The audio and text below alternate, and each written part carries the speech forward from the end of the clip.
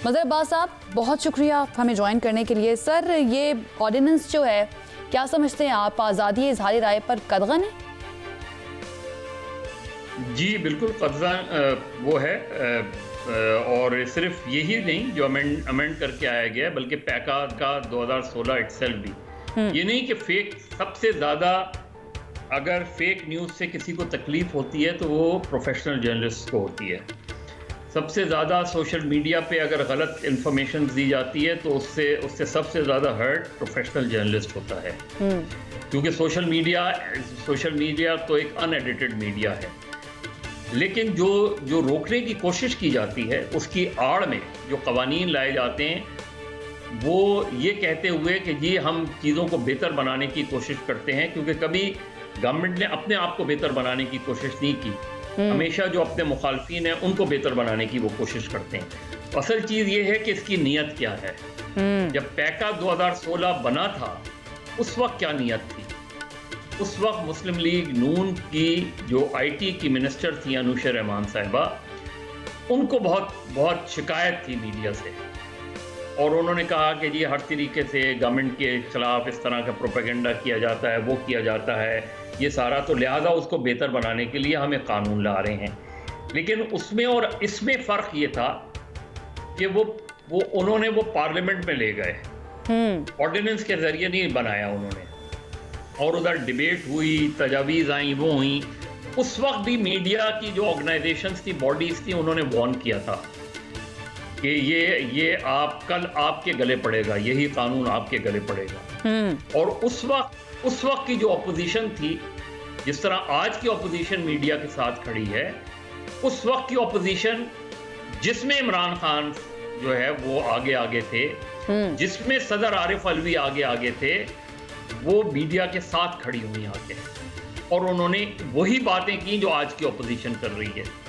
तो यही फर्क है कि आज जो आप तरमीम लेकर आ रहे हैं, आज जो आप फेक न्यूज़ को रोकने की आड़ में जो चीज़ें लेकर आ रहे हैं, कल जब यही चीज़ें आपको हर्ट करेंगी तो कल तो मीडिया की पोजीशन कल भी वही होगी।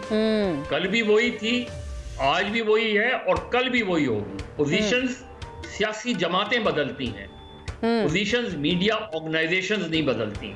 और मज़हर अब्बास साहब, अभी जैसा कि आप भी कह रहे हैं कि ऑपोजिशन जिस तरह से इस पर तनकीद कर रही है, और सहाफ़ी बिरादरी जो है वो ऑपोजिशन के साथ भी खड़ी है, वो उनकी खबरें भी चलाई जाती हैं, लेकिन 2016 में भी तो ये आज़ादी इज़हार राय पर कदगन ही थी, जो अब ऑपोजिशन की जानिब से इस हुकूमत के बारे में कहा जा रहा है, चाहे वो ऑर्डिनेंस के ज़रिए, इसके ऊपर भी हम बात करते हैं कि ऑर्डिनेंस के ज़रिए किया गया या कौमी असम्बली के ज़रिए किया गया, लेकिन ये उस वक्त भी तो आज़ादी इज़हार राय पर कदगन ही थी।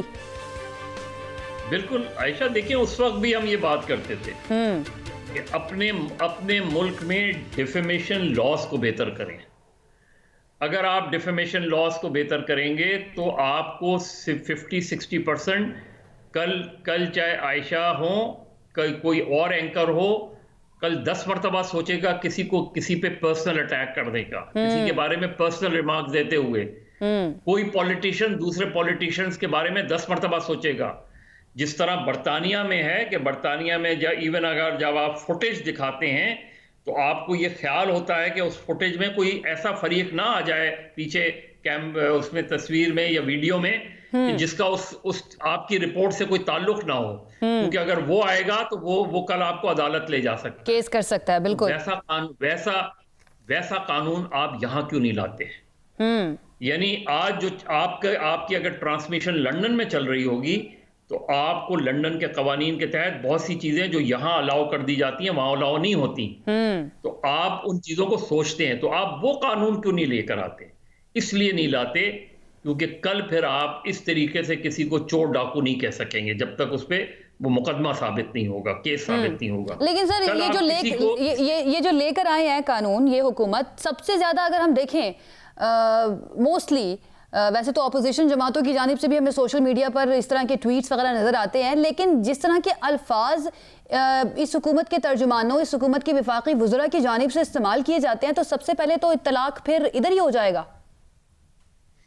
जी बिल्कुल, मैं वही तो कह रहा हूं कि अब जैसे जो डिफेमेशन कानून है 2002 का, उसके अंदर ना सिर्फ ये कि ट्रायल का लिखा गया है कि 3 महीने में ट्रायल हो जाए, और 60 डेज में आप अपील फाइल कर सकते हैं और 90 डेज में उसका फैसला हो जाना चाहिए। ये कानून मौजूद है, डिफेमेशन का ये कानून मौजूद है। जो फर्रुख नसीम साहब नए नए कवानीन लेकर आ रहे हैं, इस कानून को बहुत बेहतर क्यों नहीं करते, इस पे क्यों नहीं अमल करवाते? अगर इस कानून पे अमल हुआ होता तो इमरान खान ने जो नजम सेठी ने जो इमरान खान पे, और इमरान खान, शहबाज शरीफ ने जो इमरान खान पे, और इमरान खान ने जो दूसरों पे केसेस किए, उनका फैसला अब तक हो चुका होता। तो डिफेमेशन लॉस को बेहतर करें, चीजों को बेहतर करें, इस तरह के कवानीन नहीं लाएं कि कल कोई भी इंटरप्रेट करके किसी भी बयान को कहेंगे कि जी आपने फौज के खिलाफ तनकीद की है, आपने अदलिया के खिलाफ तनकीद की है। क्यों मैं फौज के खिलाफ तनकीद करूंगा? मैं उसका अगर सियासी किरदार मुझे नजर आएगा तो मैं उस सियासी किरदार पे तनकीद करूंगा। मुझे अदलिया में नजरिए जरूरत नजर आएगा तो मैं नजरिए जरूरत पे तनकीद करूंगा।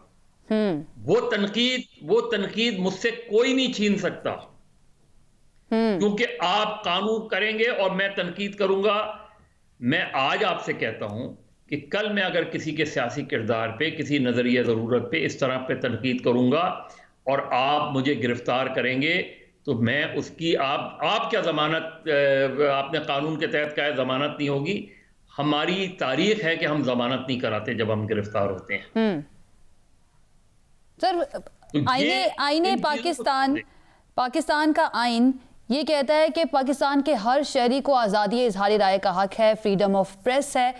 तो अगर कोई शख्स अपनी राय का इजहार नहीं कर सकता खुलेआम, या तनकीद जो चीज़ नज़र आ रही है उसके ऊपर अपना ओपिनियन शेयर नहीं कर सकता, तो ये तो आइन की ही खिलाफ वर्जी नहीं हो जाती है? देखिए, दोनों चीजें हैं। एक चीज ये कि हमारी मीडिया के अंदर बहुत खराबी आई है, बहुत खामियां आई हैं। हम बहुत बात सिचुएशंस में बहुत ज्यादा जो है गैर जिम्मेदारी का भी मुजाहरा करते हैं। इस पे मुझसे ज्यादा और कोई शायद तनकीद नहीं करता हो कि हम बहुत ज्यादा इर्रिस्पॉन्सिबल चीजों को और गैर जिम्मेदारी का मुजाहरा कर रहे हैं। उनको रोकने की ये इंटरनल मीडिया मैकेनिज्म बनने चाहिए। देखिए, एक अखबार एक्सप्रेस ट्रिब्यून है, उसने एक ज़माने में ओम्बड्समैन, अपने अखबार में ओम्बड्समैन की मिसाल रखी। उन्होंने जस्टिस फ़खरुद्दीन जी इब्राहिम पहले ओम्बड्समैन बनाया उन्होंने कि एक्सप्रेस ट्रिब्यून में अगर कोई चीज़ छप रही है, गलत छप रही है, तो आप ओम्बड्समैन को अप्रोच कर सकते हैं। तो मीडिया बॉडीज़ को अपने आप को एवॉल्व करने की ज़रूरत है। हुकूमत रेगुलेशंस के नाम पे पाबंदियां लगाती है। पिछले 75 साल में इस मुल्क में यही कुछ होता रहा है और ऐसा लगता है कि आइंदा भी यही कुछ होता रहेगा। सर, अच्छा, ये जो लॉ एक्ट 2016 में बना, अगर उस टाइम पर तमाम जो स्टेक होल्डर्स हैं, ख़ासतौर पर सहाफ़ती इदारे हैं, उनके जो रिप्रेजेंटेटिव्स हैं, उनके साथ मिलकर, स्टेक होल्डर्स के साथ मिलकर मुशावरत की जाती और एक कंसेंसस के साथ एक एक्ट बनाया जाता, लॉ बनाया जाता, तो आपको लगता है कि इससे बहुत बेहतर हो सकता था? बिल्कुल हो सकता था, क्यों नहीं हो सकता था। इसी तरीके से पैमरा में बहुत सी खराबियां रहीं, लेकिन पैमरा में फिर उन्होंने कोड ऑफ कंडक्ट एक बनाया, हालांकि जर्नलिस्ट बॉडीज़ को उस पर कुछ तहफ़्फ़ुज़ात थे। बाद में उसमें अमेंडमेंट की गई, मुशर्रफ साहब ने अमेंडमेंट की कि जी प्रेसिडेंट को जो है वो तनकीद का निशाना नहीं बनाया जा सकता, लेकिन फिर पीपल्स पार्टी की जब गवर्नमेंट आई उन्होंने वो अमेंडमेंट को वापस ले लिया, ख़त्म कर दिया।